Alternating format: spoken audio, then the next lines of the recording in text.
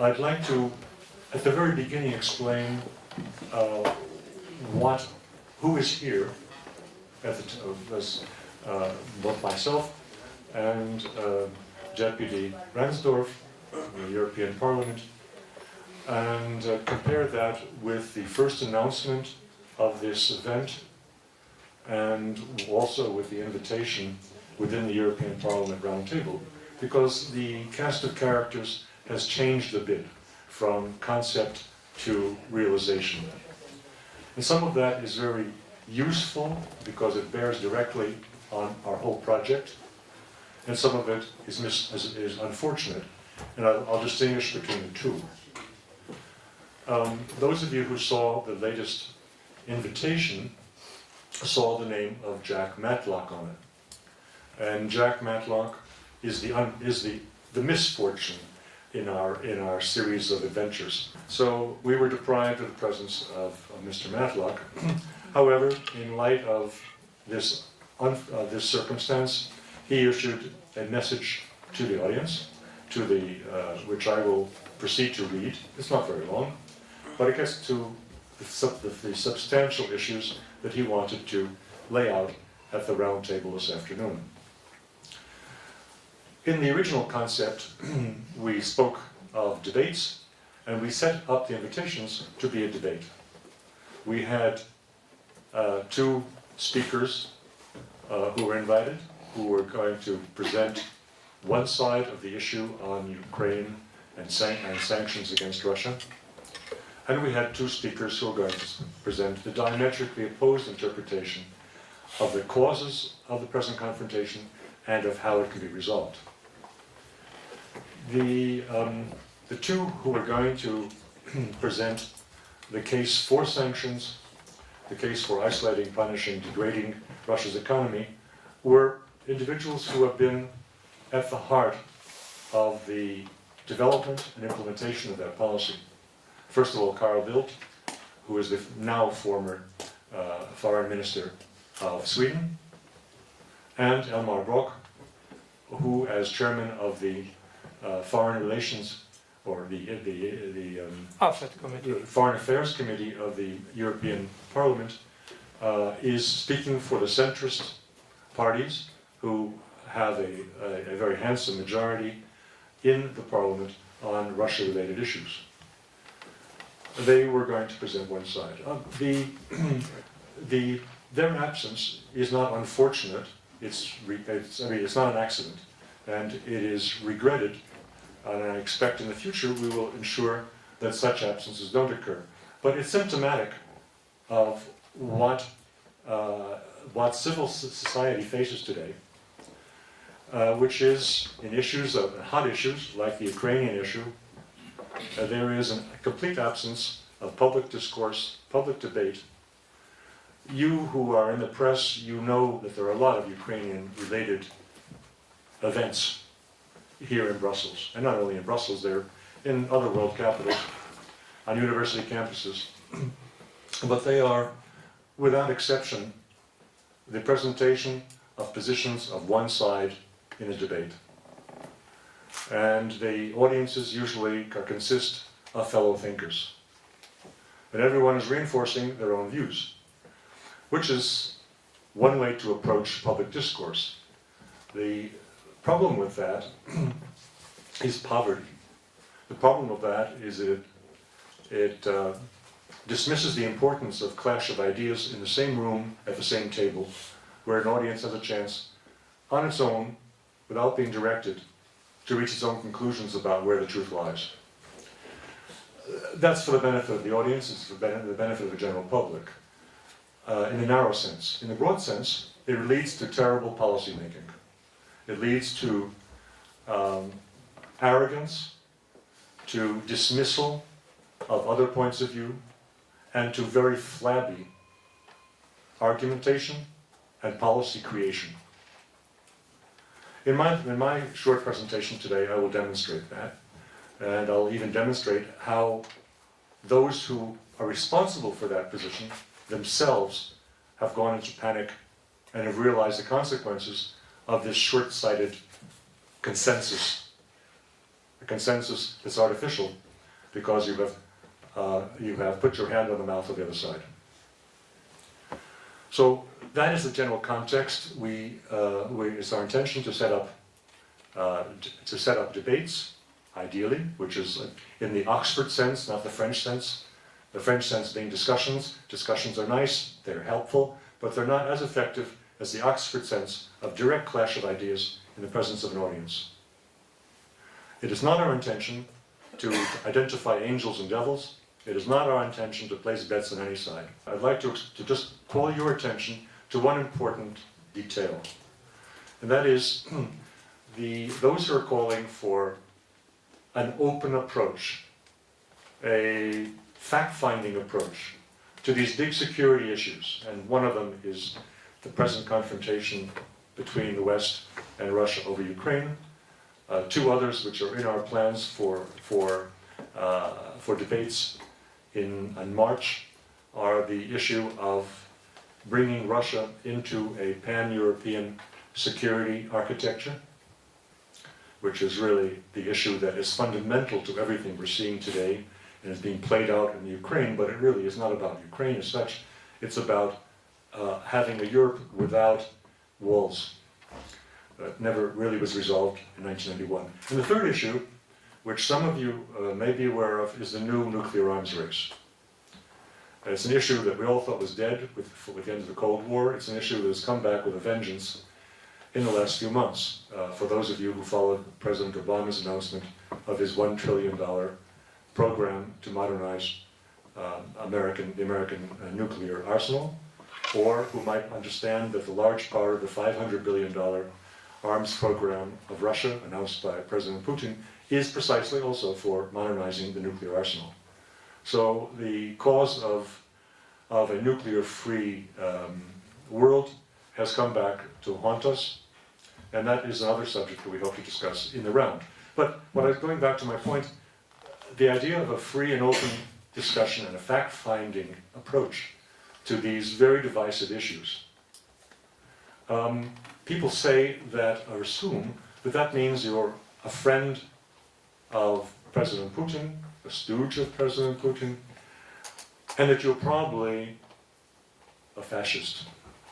Everyone likes to call attention to the far right and how they have, in France, UKIP in England, they have taken positions which are friendly to Russia.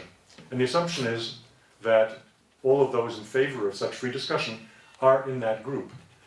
We are here today. Mr. Ransdorf is representing the bloc, the fraction in the European Parliament, who has made common cause with us in arranging these debates.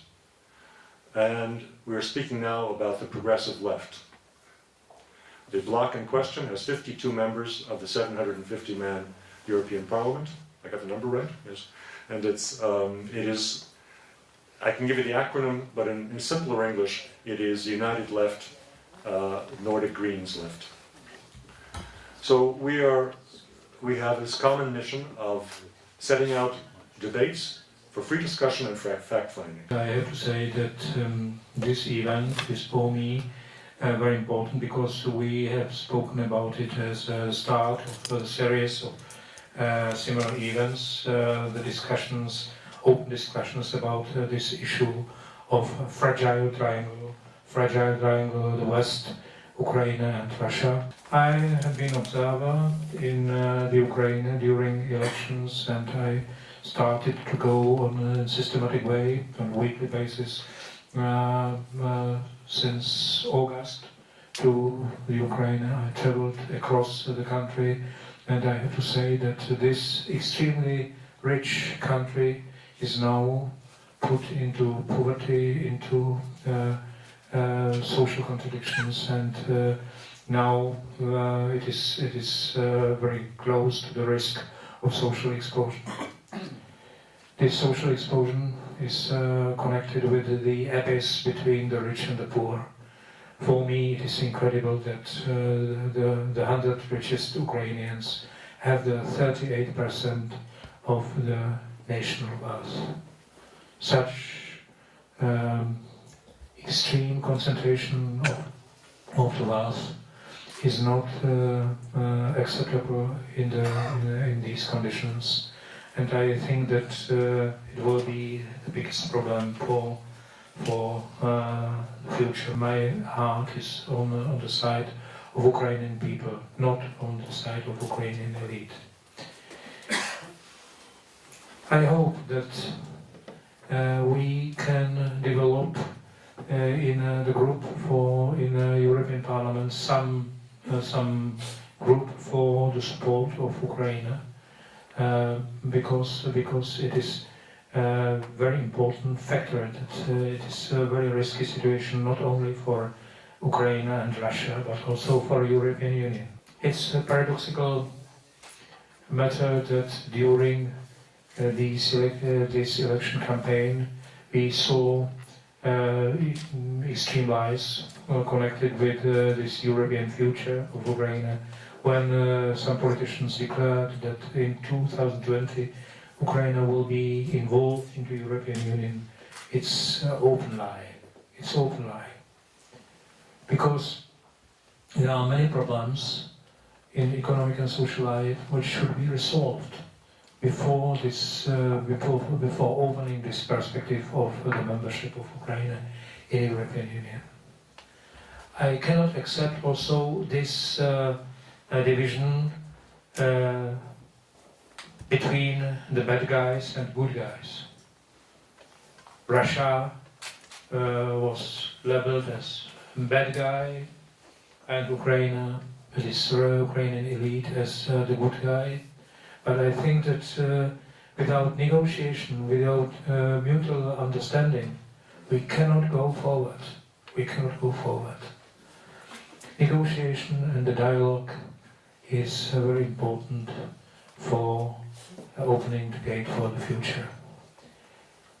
We have to explain many things here,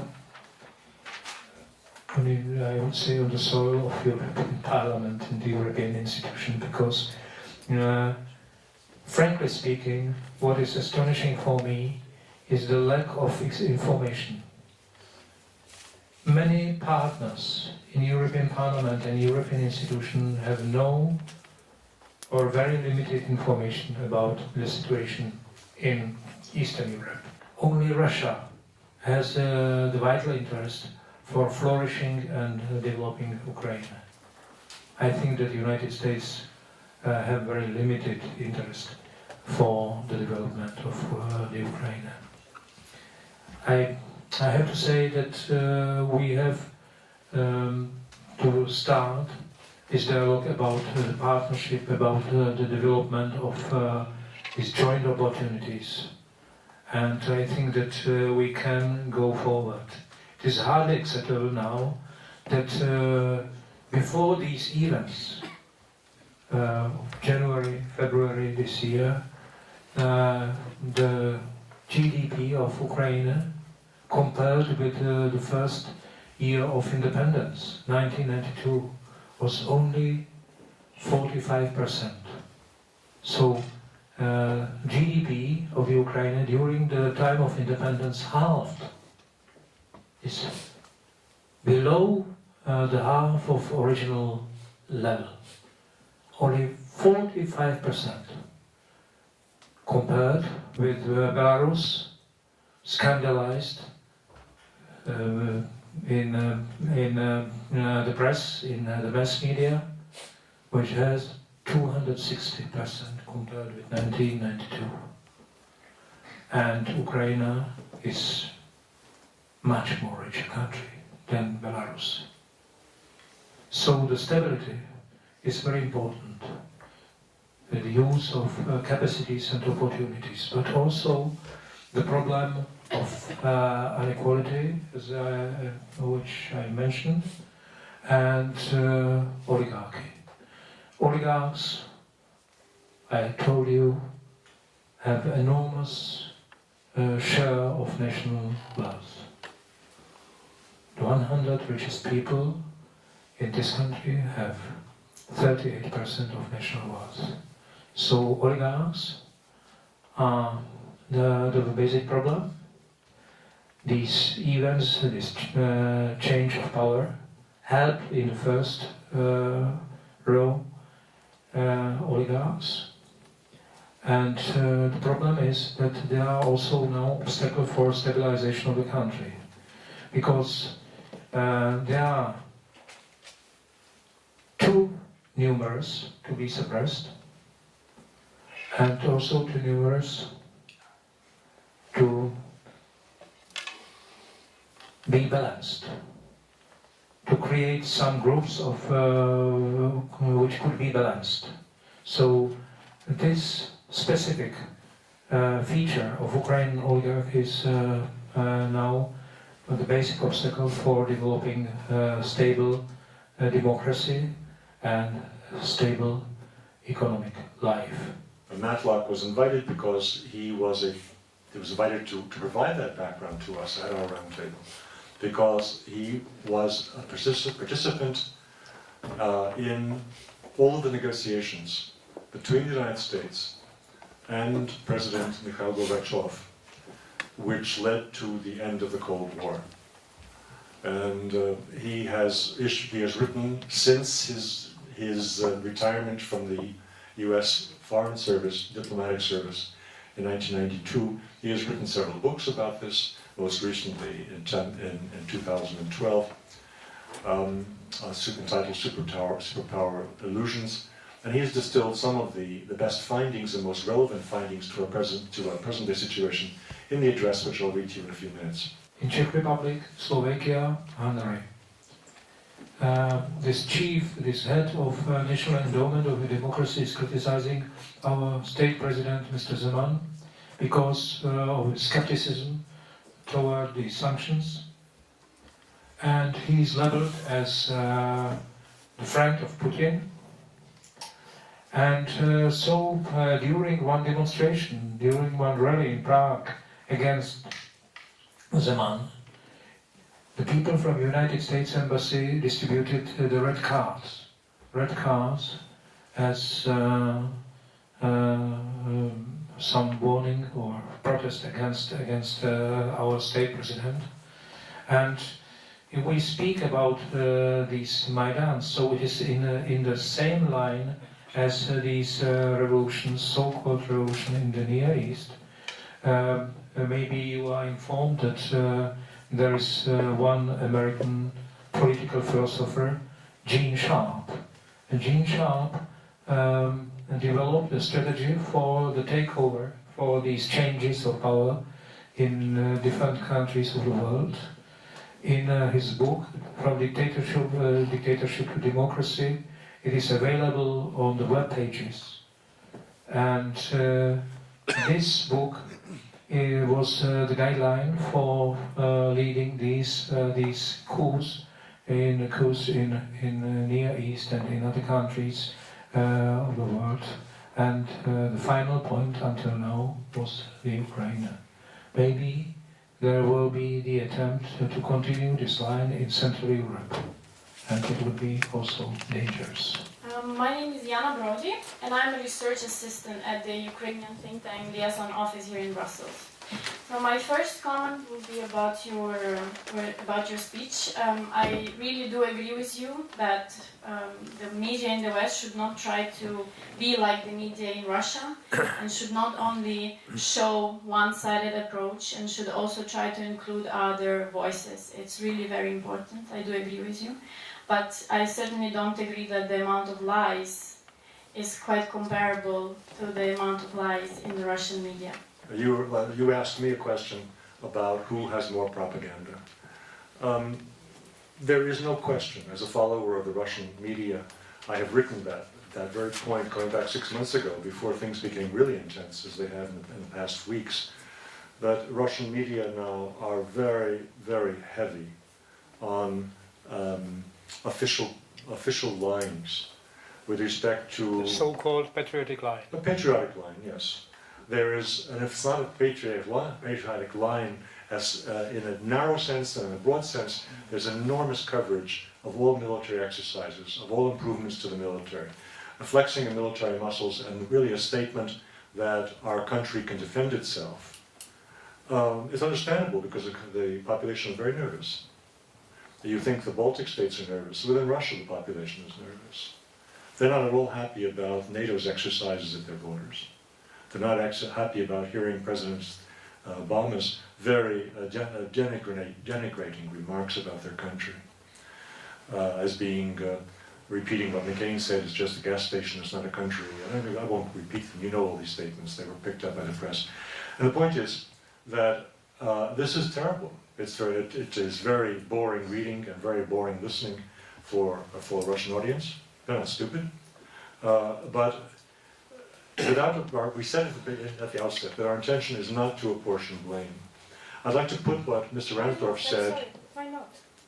Because, for the very reason I'll say now, there's a Russian tradition which goes back to literature and which is a very good thing to remember. It was at a recent conference I attended. It was more or less the theme of the conference. You had two famous authors who influenced the thinking of Russian intellectuals from the middle of the 19th century. One of them was Alexander Herzen, who asked, who is to blame? And then you had the next iteration of the same intellectuals, Chernyshevsky, and what is to be done? What is to be done? And it's time to go from who is to blame, which is counterproductive and only divides us, to what is to be done. How are we going to solve these problems? And the very purpose of these neutral form-out debates that we are assembling is to focus attention on what is to be done, to find solutions to very concrete problems based on mutual understanding and all the facts available. We were in the middle of the Cold War, of the first Cold War, and it was better red than dead. That was a very, very controversial notion. But it had in its essence something that is very relevant today, and that is, are politicians about compromises or are politicians about ideological purity? People say that there's no Cold War today because there's no ideological confrontation. In point of fact, there is. It's an ideological confrontation between values-based foreign policy and real interest-based foreign policy.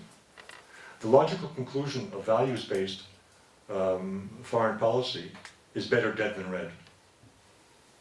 It leaves you with ideological rigidness and inability to find compromises which will save your skin. With that, I'll stop.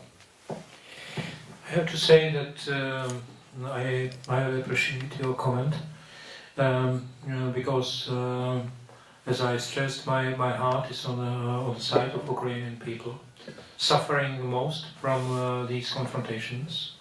And I have to say that this nation is not a small nation. By the way, I stressed in some articles the fact that as to the speed of assimilation of information technologies, Ukraine has the second position in the world.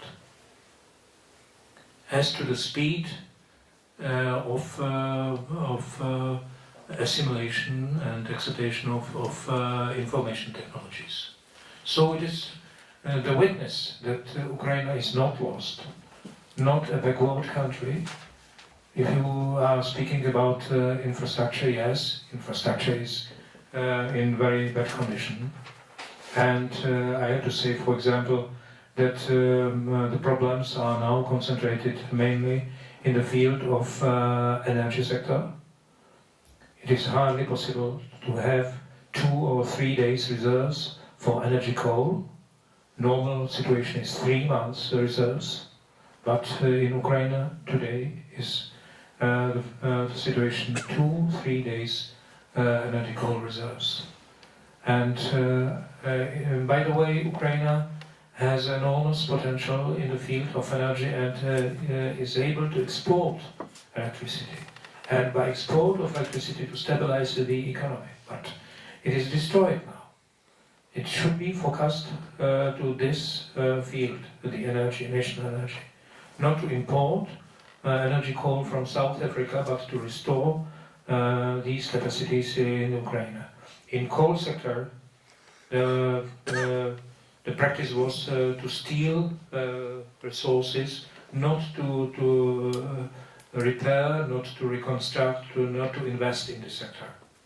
And when I have spoken about the sufferings of Ukrainian people, I have to stress, for example, that it is the Donbas revolt has also some social, I would say, connections, because it is some class revolt, I would say, of the working people working in these coal mines, because they were treated in the past as elite of the working class, I would say. But now they are, I would say, underestimated, and there were no investments in the coal sector, and in the last decades it was so that every year some 400 miners died in these enterprises. 400 miners, because of the neglect of investment in this sector. It should be changed, and also by the help of the West, of the people, of politicians of European Union. Not to speak about sanctions and other slogans of this type, but to invest in real way in this sector, to modernize energy sector of Ukraine. But I think that it is the matter of other debate, not the debate of, I would say, political connections, but a real economic debate. And I have to say that in this sector, Ukraine has enormous possibilities. Renewables, nuclear power plants, coal mines. Ukraine has the reserves of energy coal for 400 years. I was astonished that in the 90s was the situation that Ukraine imported the coal from Poland. Why? Because some officials in the government, in the state administration, received briberies for these licenses. But this cannot be continued. I think that these enormous possibilities of the country should be used, and I highly appreciate that you mentioned this question of the small nations. I think that Ukraine is not a small nation. It's a very important nation with a key position in Europe, and if we are speaking about Crimea. So one of, I would say, the starters of the problem was the fact that there was a license for Americans to repair Maritime Academy in Sevastopol. It was the signal that there are some other plans in this field. My question was regarding your initial statements about this recent deal Putin and Obama had done regarding the nuclear arms, how they increased their funding, and I want to know to what extent you believe that the current conflict and the recent statements by both leaders could lead to a new nuclear race, and if that was the case, to what extent this new race could be a bigger threat than the one we lived during the Cold War, because during the Cold War. First, there was no deal between the two of them. They quite independently, Putin and arrived at very big budgetary appropriations to modernize their respective nuclear arsenals. In point of fact, to go to your core question, the situation, the threat of nuclear war today is considerably greater than it was during the first Cold War, for a number of reasons. One, no consciousness. Here in Europe, and I assure you in the United States, there is no awareness that all the vulnerabilities that we knew about in the 1970s, 1980s still exist. They have been complicated by actions on the United States side. The United States did what it could, and it could do a lot, while the Russians were really flat on their back in the 1990s. President Reagan initiated a number of programs which finally culminated in something very concrete. That is, both the Russians and Washington know that Washington has a first strike capability today. That is, the United States at launch can destroy most, if not all, of Russia's land-based ICBMs. You don't see that in CNN, you don't see that in the New York Times. But you will see that if you come to our next event, which will be either February 6th to coincide with the Munich Security Conference, or more likely here in Brussels on the 2nd or 3rd of March, when we bring Ted Postel, who is one of America's leading experts, a professor emeritus at MIT, advisor to US presidents on disarmament and ABM systems, whistleblower on the performance of Raytheon's interceptors. Postel is going to be here and we'll talk about material that will come out next month in mid-December in the magazine The Nation. You'll be able to find it online. Just look for it, about the middle of the month. It'll highlight some of the points that will be discussed in detail when we have a roundtable here. And his point is that Russia has land-based radars, they don't have space-based radars. Their lead time on detecting incoming assault, incoming attack from the United States launched missiles is 15 minutes, where the United States, with its space-based detection system, has a longer period of warning. The result being the Russians have changed their configuration of authority to launch. They've lowered it, which is very, very dangerous. They've lowered it to ensure that they are not decapitated. Yeah? The end result is, in a period like we have now, of intense information warfare, where Russia is spoken of as sort of a trash can, we have a lot of gloating going on, and the assumption that they are not a physical threat to us. That is very misinformed. But if you say not a physical threat, to what extent you believe they could maybe seek to form alliances to other nuclear powers, maybe, or to what extent? Yeah, China now. In the case of nuclear weapons, there is no additional power that has any weight. The United States and Russia equally share 95% of all the nuclear arms in the world. Therefore, to say that the Russians will unite with China doesn't change anything. The issue is that the Russians are on a hair trigger, they are very careful to ensure their survival against the feared US first strike. Now, saying that the ICBMs will be wiped out is not to say that the Russians' nuclear response is wiped out. They also have airborne, constant bombers in the air with nuclear weapons, and they have their submarines. So the likelihood the United States would be substantially destroyed still remains there. But what we had in the 1970s, 1980s, in the classic First Cold War is no longer true. We had a philosophy called MAD, this mutually assured destruction. And that crazy philosophy kept the peace for 40 years. There is now, in the West in particular, a certain arrogance, a certain complacency that comes from the technical superiority which the US nuclear arsenal has. Remarks to this. First of all, in the time of Helsinki process, we witnessed in Europe the process of diminishing these weapon arsenals. So these arsenals were diminished systematically and on, I would say, on the basis of these political agreements. Now we can see the opposite development, and it's dangerous. The second remark is concerning China.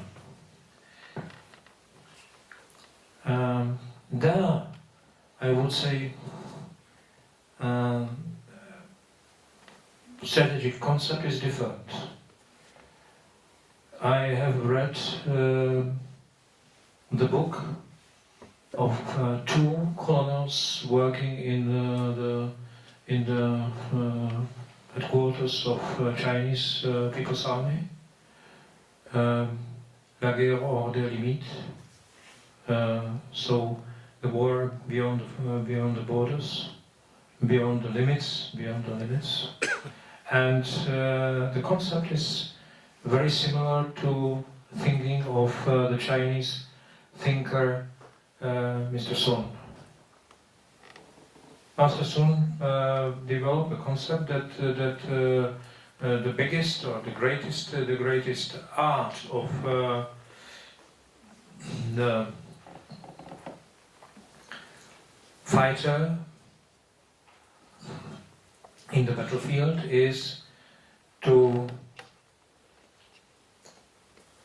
beat the opponent with his own hands, by his own hands. Yesterday, President Putin told that Russia is scrapping the plans to build the South Stream pipeline, which was supposed to carry cheaper gas to Southern Europe. How do you interpret this move? And how do you think Europe should adjust its energy policy, if at all?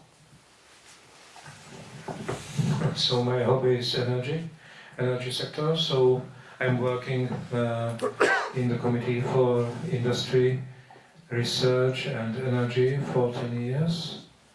And I'm now in the position of the Deputy Chairman of this committee. So I have to say that many times this question of gas is overestimated because the use, the consumption of the gas in the European Union is 541 billions cubic meters, but the export of Russia to European Union is only 160 billion cubic meters, and the half of it is going through the territory of the Ukraine. So approximately some 81 billion cubic meters. So these figures are very important for the security of European Union. It is very important to have storage capacities and to have, I would say, interconnectivity. Because, for example, in the time of the crisis in 2009, the problem was not availability of these gas resources, but interconnectivity, because there was a possibility to put these deliveries through Belarus, but there was no connection. So it is this problem. As to Russia, approximately 70% of exports of Russian Federation now, are energy goods, oil and gas. In the end of 80s, it was some 40%, so this share is growing. It is not rational for the future of Russian economy. It should be stopped and changed. And there are, in the neighborhood of Putin are two, I would say, political concepts for economic life. Mr. Glaziev is promoting the concept, I would say, of mobilization of national reserves, to start new wave of industrialization, to start a new wave of acceptance of advanced technologies, involvement of advanced technologies. And Mr. Kudrin and other people around the National Bank are pro-Westers, I would say. They are stressing the traditional methods of market economy. So this conflict has the open end. I think that there are some problems also in the field of this gas sector and oil sector, this fall of the prices. For Russia, the critical limit for the state budget is the level of some $40 for barrel. So in this level, the profitability is dubious. But I think that there are also other international limits because, for example, the Brent for North Sea, Britain and Norway, is also some natural limit for the level of oil, because it would destroy, I would say, this oil sector in these two countries, Norway and United Kingdom. I think that it is the vital problem of Russia is to change this dependence on energy sector, on exports of energy goods, and to start the new wave of industrialization. But I think that the problem is that